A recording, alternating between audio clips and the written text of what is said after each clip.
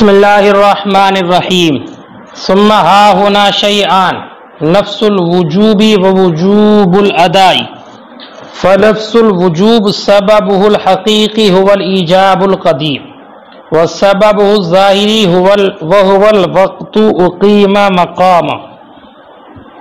سنیں فرماتے ہیں پھر یہاں پر دو چیزیں ہیں، یعنی نماز میں دو چیزیں ہیں،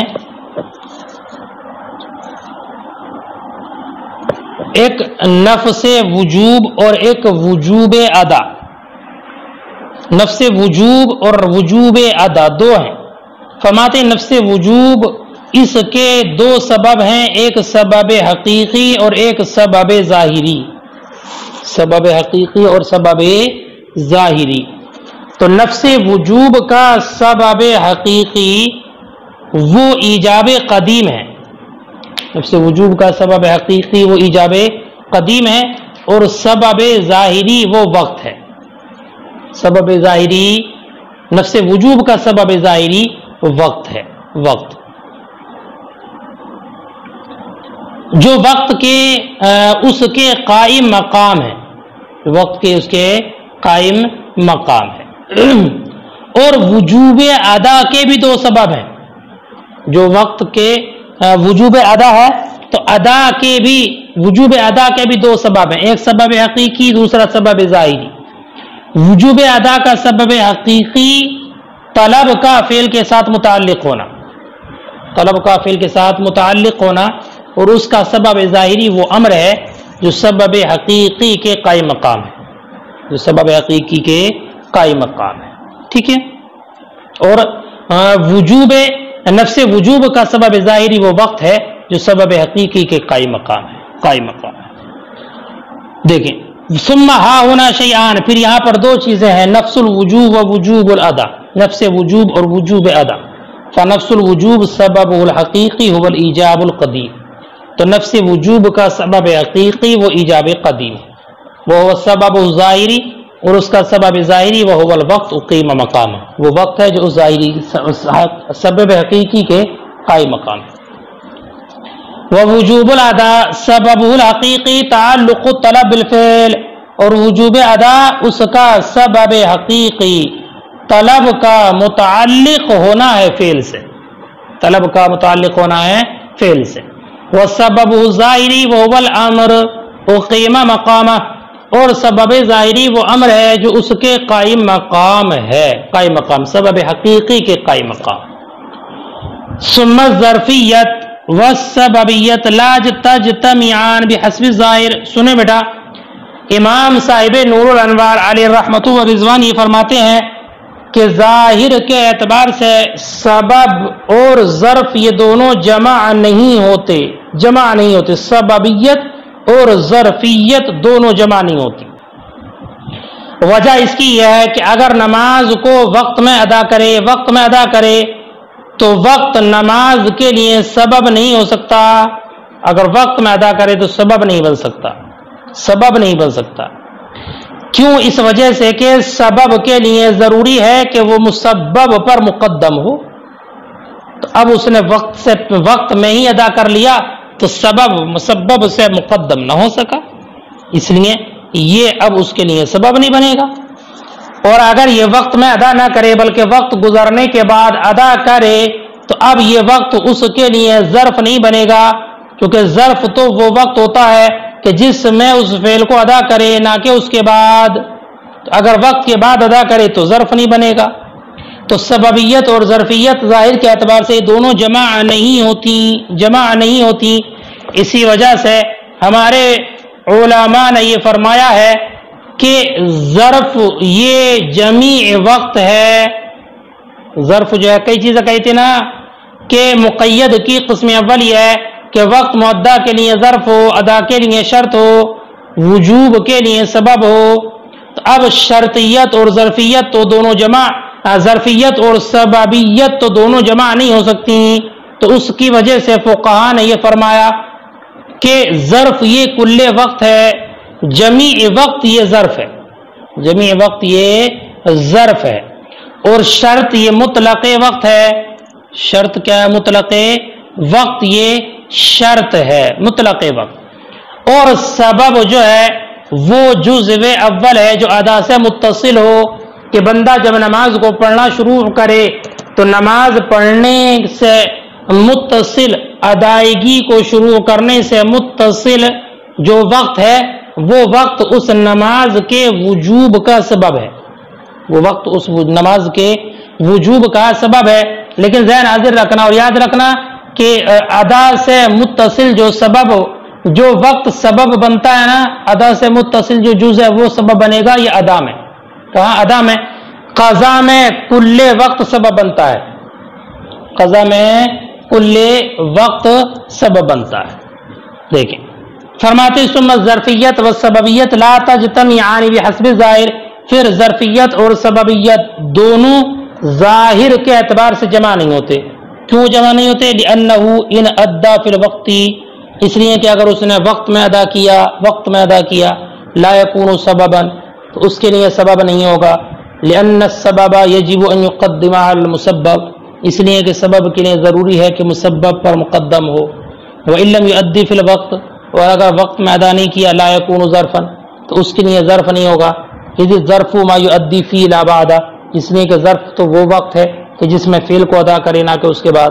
فلہذا قالوا، اسی وجہ سے علماء نے فرمایا ان الظرف هو جمیع الوقت، کہ نماز کے لیے ظرف وہ جمیع وقت ہے، والشرط هو مطلق الوقت، اور شرط یہ مطلق وقت ہے، والسبب هو الجزء الاول المتصل بالادائی، اور سبب وہ جزو اول ہے جو متصل ہے ادا سے، قبل شروع، نماز کو شروع کرنے سے پہلے، پھر ادائی، ادا میں، یعنی ادا میں وہ جزو متصل سبب بنے گا۔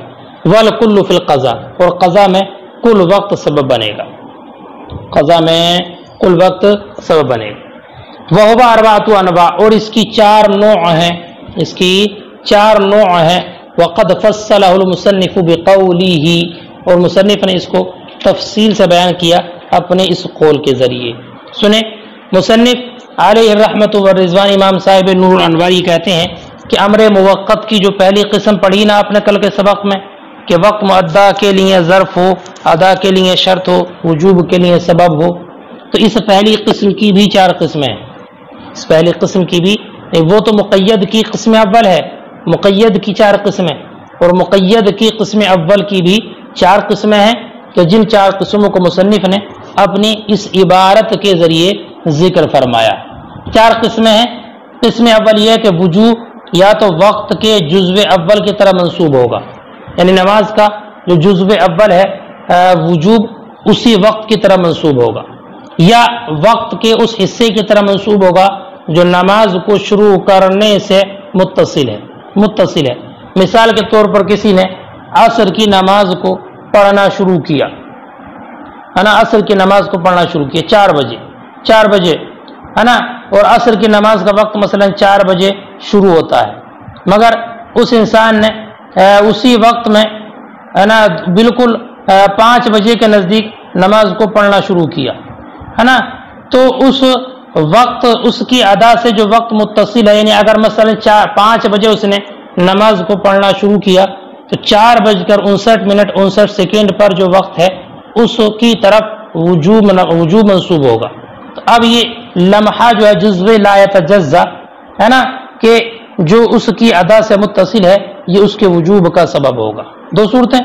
تیسری صورت یہ ہے یا وقت تنگ ہونے کی وجہ سے جزو ناقص کی طرف وہ منسوب ہو، وجوب منسوب ہو جزو ناقص کی طرف وقت کے تنگ ہونے کی وجہ سے، لیکن یہ وقت کا تنگ ہونا، جزو ناقص کی طرف متصل ہونا، یہ صرف متصور ہوگا عصر کی نماز میں، اس لیے کہ عصر کے علاوہ نمازوں کا جو وقت ہے وہ تمام کا تمام وقت کامل ہے، صرف عصر کی نماز ایسی ہے کہ جس میں وقت مکروہ بھی داخل ہے۔ اور چوتھی صورت یہ ہے کہ پورے کے پورا وقت اس کے جو وجوب کا سبب ہو، پورے کا پورا وقت اس کے وجوب کا سبب ہو۔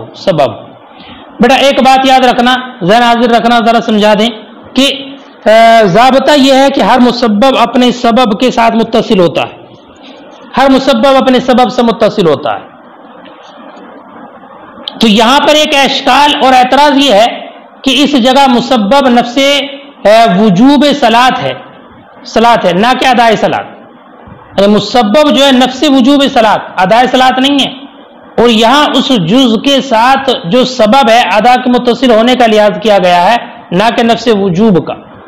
حالانکہ اتصال مسبب بالسبب معتبر ہے، نہ کہ اتصال ادا بالسبب، نہ کہ اتصال ادا بالسبب. اس کا جواب یہ دیا ہے کہ نفس وجوب مفضی الادا ہوتا ہے، نفس وجوب مفضی ہوتا ہے، ادا ہوتا ہے.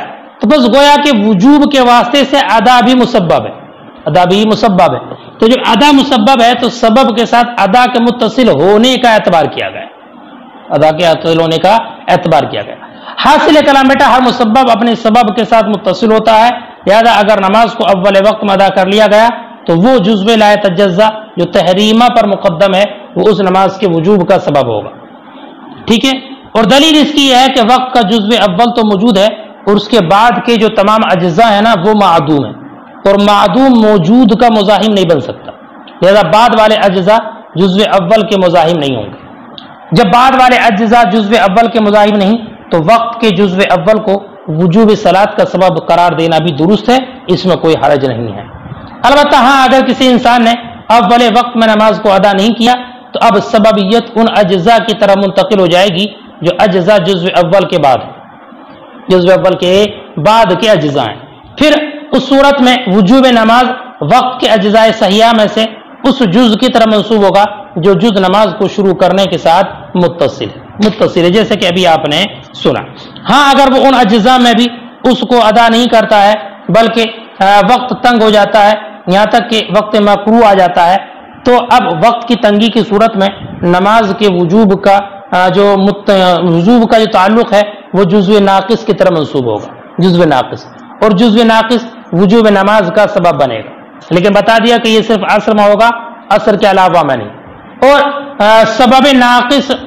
سبب کے ناقص ہونے کی وجہ سے جانتے ہیں آپ کہ نماز بھی ناقص ہوگی، اس لیے کہ وجوب سبب کے مطابق ہوتا ہے. اگر سبب کامل ہے تو وجوب بھی کامل ہے، اور اگر سبب ناقص ہے تو واجب بھی ناقص ہے، واجب بھی ناقص ہے.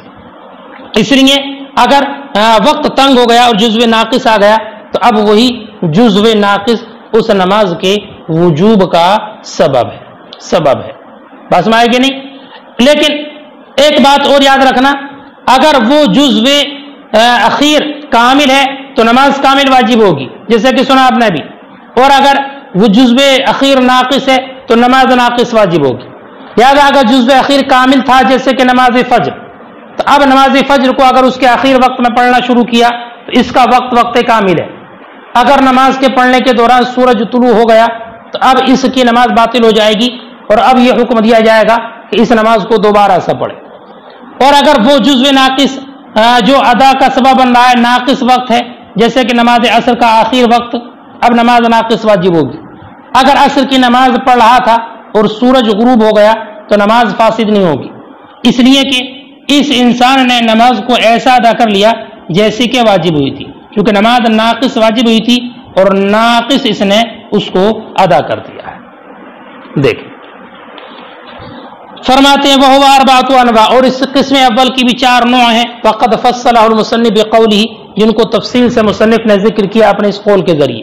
وہ اما ان یضاف الی الجزء الاول، اور وہ مضاف ہوگا جزو اول کی جانب، مضاف ہوگا جزو اول کی جانب. بس میں کہ نہیں، ہوا ضمیر راجع ہے وجوب کی جانب، تو مانا ہوگا وجوب مضاف ہوگا جزو اول کی جانب. اور الی ما یلی ابتداء الشروع، یا اس کی جانب جو متصل ہے نماز کی شروع کی ابتدا سے. واولا جزء ناقص، یہ جزو ناقص کی جانب عند ضیق الوقت، وقت کے تنگ ہونے کے وقت. او الی جملۃ الوقت، یہ پورے وقت کی جانب. یعنی ان الاصل ان کل مسبب متصل بسببہ، یعنی اصل یہ ہے کہ ہر مسبب متصل ہے اپنے سبب سے. فاذا ادیت الصلاۃ فی اول الوقت، تو جب نماز کو ادا کر دیا گیا اول وقت میں، یقول الجزء السابق علی التحریمہ، تو وہ جز جو سابق ہے تحریمہ پر، وهو الجزء الذي لا يتجزا، اور وہ جزء لا يتجزا ہے، سببا لوجوب الصلاۃ، تو یہ سبب ہوگا نماز کے وجوب کا. فإن لم يؤدي في اول الوقت، تو اگر اس کو اول وقت میں ادا نہیں کیا، تنتقل السببیۃ الى الاجزاء التي بعده، تو اب سببیت منتقل ہو جائے گی ان اجزاء کی جانب جو اس کے بعد ہیں. فیضاف الوجوب الی کل ما یلی ابتداء شروع، تو اب وجوب مضاف ہوگا ہر اس کی طرف جو متصل ہے نماز کو شروع کرنے کی ابتدا سے، من الاجزاء الصحیحہ اجزاء صحیحہ میں سے، فإن لم يؤدي في الاجزاء الصحیحہ تو اگر اس نے نماز کو اجزاء صحیحہ میں ادا نہیں کیا، حتی ضاق الوقت یہاں تک کہ وقت تنگ ہو گیا، فحینئذ یضاف الوجوب الی الجزء الناقص عند ضیق الوقت، تو اس وقت میں وجوب مضاف ہوگا جزو ناقص کی جانب وقت کے تنگ ہونے کے وقت، وہذا لا يتصور الا فی العصر، اور یہ متصور نہیں ہوگا مگر عصر میں، فإن فی غیرہ من الصلاة کل الاجزاء صحیحہ، اس لیے کہ عصر کے علاوہ نماز میں تمام اجزاء صحیح ہیں، وہذا الجزء الناقص، اور یہ جزو ناقص کا آنا، تو جزو ناقص کی مقدار اتنی مقدار ہے کہ جس میں تحریمہ کہنے کی گنجائش ہو، وہذا الجزء ناقص مقدار ما یسع التحریمہ عندنا، اور یہ جزو ناقص وہ مقدار ہے کہ جس میں گنجائش ہو تحریمہ کی ہمارے نزدیک، وہ مقدار ما یؤدی فیہ 4 رکعات، اور 4 رکعات، اور اتنی مقدار ہے کہ جس میں وہ ادا کر لے 4 رکعات امام ظفر کے نزدیک، فلا تنتقل السببیۃ عنده الی ما بعده، تو اس وقت میں سببیت منتقل نہیں ہوگی اس کے ما بعد کی جانب، لأنه خلاف الامر والشرع، اس لیے کہ امر و شرع کے خلاف ہے، فإن كان هذا الجزء الاخير كاملا، تو اگر یہ جزء اخیر کامل ہو، کما فی صلاۃ الفجر، جیسے کہ نماز فجر میں، وجبت کاملہ، تو نماز کامل واجب ہے، فإن اعترض الفساد بالطلوع، تو اگر فساد عارض ہو جائے لائق ہو جائے طلوع کی وجہ سے، بطلت الصلاۃ، نماز باطل ہو جائے گی، ویحکم بالاستئناف، اور ابتدا سے پڑھنے کا حکم دیا جائے گا، وإن كان هذا الجزء ناقصا، اور اگر یہ جز ناقص ہو، کما فی صلاۃ العصر، جیسے کہ نماز عصر میں، وجبت ناقصت، نماز ناقص واجب ہوگی، فإن اعترض الفساد بالغروب، تو اگر فساد عارض ہو جائے غروب کی وجہ سے، لم تفسد الصلاۃ، تو نماز فاسد نہیں ہوگی، لأنه اداها کما وجبت، اس لیے کہ اس نے نماز کو ویسا ہی ادا کر دیا جیسے کہ واجب ہوئی تھی۔ بیٹا مصنف کا جو ماقبل میں قول گزرانا الی ما یلی ابتداء الشروع ہے نا، ابتداء الشروع، یہ اس کی تفسیر کو مصنف یہاں سے آگے ذکر کریں گے، بات ذرا لمبی ہے، اس لیے آپ لوگ اس کو یہیں تک سمجھ لینا قاعدے سے، تاکہ اگلا کل کا جو سبق ہے وہ اسی کے مطابق صحیح طور سے سمجھا جا سکے۔